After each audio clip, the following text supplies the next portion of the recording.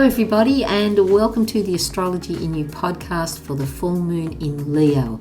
We'll also be covering the T-square between Uranus in Taurus and the full moon, and I touch on the 16th card of the tarot, which is the Tower, and this is really fascinating. Firstly, I'd like to begin by acknowledging the original land carers, the Awabakal people, where this podcast is recorded.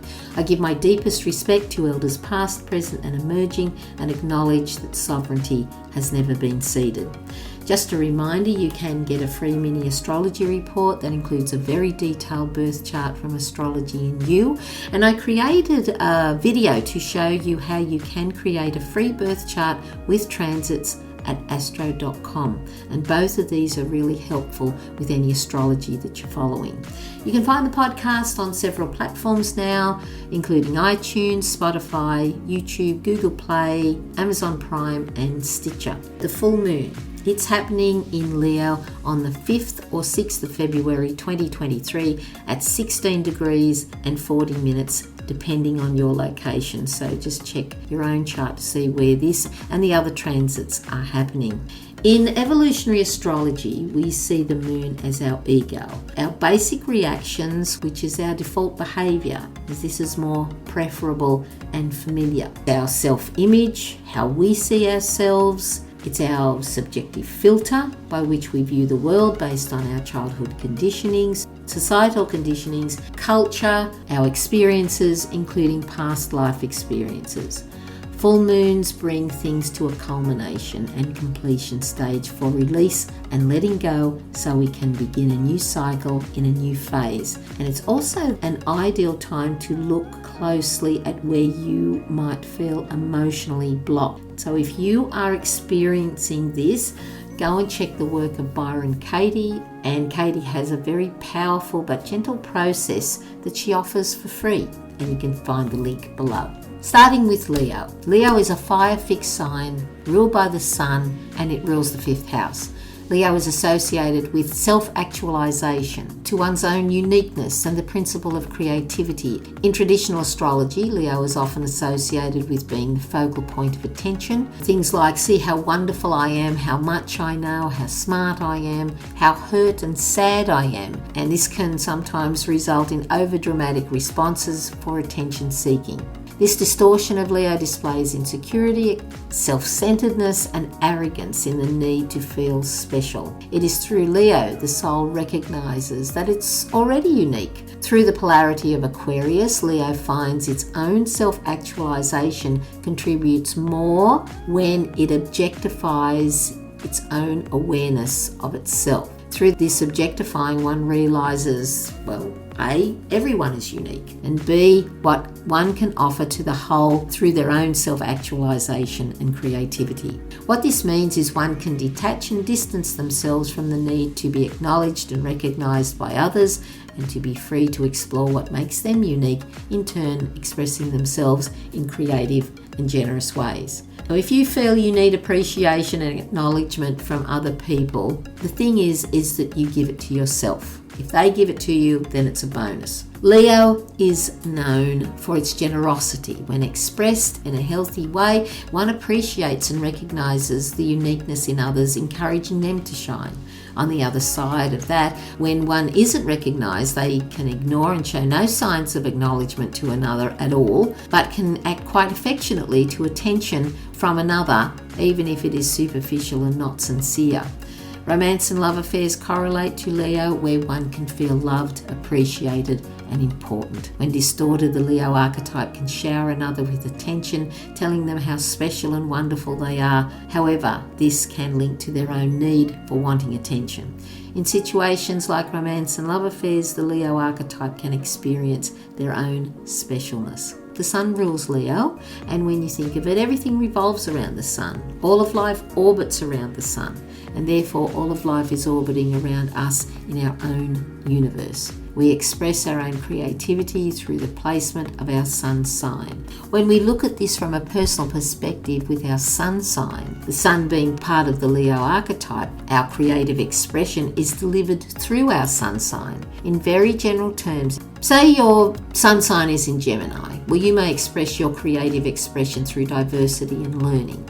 If your sun sign is in Virgo, your creative expression may be through refining and improving. So to self-actualize requires great effort and dedication. The soul is experiencing this through the ego. On a deep level, Leo is said to be the focal point of one's own purpose in life as we go through our evolutionary journey. Just as the sun makes it possible for the orbiting of the planets, it is through Leo that we experience our own creativity and what we can bring into the world. The type of Leo and the full moon, we realise on a personality level, Leo is centrally about creativity and self-actualisation, acknowledgement, appreciation, personal attention, romance, fun and play. The archetype of Leo helps us to shine with our own gifts and natural talents. The full moon illuminates and brings things to a completion as it ends its waxing phase and begins the waning phase. Here one can release and let go of all that is outdated and no longer works. Finding the midpoint between Leo and his polar opposite Aquarius distances one from the sensitivity of Leo to have a more mental approach and finding that sweet spot where we find that balance between the two. Leo, the sign of creativity, may give you a nudge and draw you into doing more creative things, whether that's in a creative project with your finances or the garden or around the home, and this will depend on where the full moon is transiting. The full moon is in a T-square to Uranus in Taurus, and this is where the tarot card comes in. Being the 5th full moon in a row at 16 degrees of 7 full moons, I decided to see what else this correlates to. Pam Gregory, an amazing astrologer, mentioned that the 16th card of the tarot is the Tower, so I decided to look at this further, as this correlates to the 16th degree of the full moon. I must say at this point, I only dabble in the tarot from time to time. I just do it for my own interest, but I would encourage people to look further into it because it is associated with astrology and it is really fascinating. I went to my own Rider-Waite tarot cards, and in looking at the Tower card, it depicts a bolt of lightning hitting the top of a tower. There's flames coming out of the windows and there's 2 people falling to their demise. In all, something very destructive and chaotic has occurred. And there is a great website called biddytarot.com. The description goes on to say the tower is in jeopardy as it is built on shaky foundations. If a foundation in any area, whether that's a relationship, business, dwelling, or a building, or a government policy, isn't on sound and stable ground, and its foundation is shaky and unstable, anything that is built on it, including any foundations that follow, will all crumble. From the Rider-Waite Tarot deck, the tarot card in its normal position says the following: change in a complete and sudden manner, abandonment of past relationships, unexpected events, termination, adversity, downfall, disruption, loss of stability, loss of money, loss of love and affection, terrible change and annoyance. In reading this, I related it to the full moon and to Uranus in the fixed earth sign of Taurus, as this is the focal point of the T-square to the full moon. Uranus is the archetype that brings upheaval, shocks and shake-ups from instability that can be traumatic. This trauma comes when pressure builds and then releases. You can equate this to earthquakes and volcanoes or man-made pressures creating from resisting necessary change. Being the focal point of this T-square to the full moon engages 3 out of the 4 fixed signs, along with Saturn in Aquarius in a wide conjunction with the full moon that is also contributing. Saturn represents the old and Uranus, the ruler of Aquarius, the new. When limitations of the old become too restrictive, outdated and stale, and this relates to Saturn as they are in our time, pressure builds and needs release. Uranus, known as the liberator, comes along and is the shattering force that shakes up, breaks up and shocks these old forms. In doing this, trauma is associated with Uranus, as we must adapt quickly to sudden change. Many times it is due to ignoring or resisting the change that must and will occur. We are seeing this on a global scale, and we can see this in our own life in these transits. In seeing the Tower in the tarot and its description, I wanted to leave you with something positive. To me, this is part of the birth of the new age. When you think of a birth of a baby, all the tension and drama happens just before the baby is born. When the baby is born, the same tense and dramatic experience changes to one of joy, relief, and peace. We are birthing the beginning of the new age of Aquarius, and just like the birth of a baby, we are experiencing the drama and tension. The more you can be prepared and take good care of yourself holistically, the better. So moving on, Pluto moves into Aquarius on March the 23rd till the 11th of June 2023. It's there only for a very short time, and this begins its harrowing 20-month journey, retrograding several times in and out of Capricorn and Aquarius to move direct in Aquarius on the 19th of November 2024 and will stay there till 2044.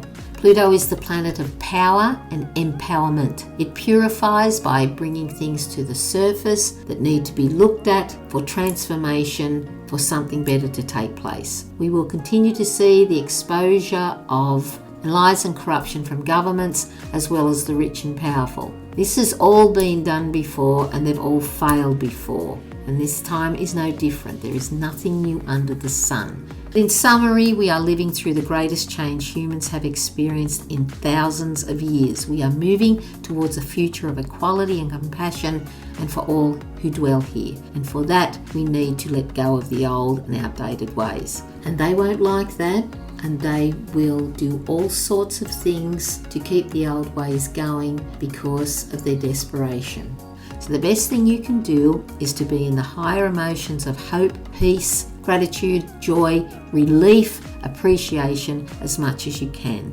You listen to your heart's intelligence, your intuition, as they will never lie to you. Remember to check your own chart to see where all these transits are happening and where you can let go of the old and bring in something new, and use your creativity in relation to the full moon in Leo. So medically, Leo rules the heart, blood pressure, vitality, upper back, and vision. And here are some suggestions that I thought you might like to consider. Always have a daily meditation practice. I can't stress this enough for multiple reasons. For stressful emotions, seek the work of Byron Katie for a free process to free you of your nightmare. Whilever you experience these stressful emotions, you will remain stuck. Treat your body like a temple. After all, it is a temple. Appreciate, praise, and acknowledge yourself. Do something for someone else and tell them how much you appreciate them. Be in nature as much as you can and seek security within. It's the only place you'll find it. Anything that comes after that's a bonus, and lovingly nurture yourself. So just to finish up, a new website is in the making. At the time of this recording, there has been hold-ups, interruptions and delays, but I just keep chipping away, and I'll let you know when it's ready. Enjoy the full moon in Leo. It will tell you all sorts of things. Thank you for listening, and welcome to all the new subscribers. I am always thrilled to think we connect all over the world. Blows me away, and I appreciate you. Until next time, take care of yourself, and God bless. Bye-bye.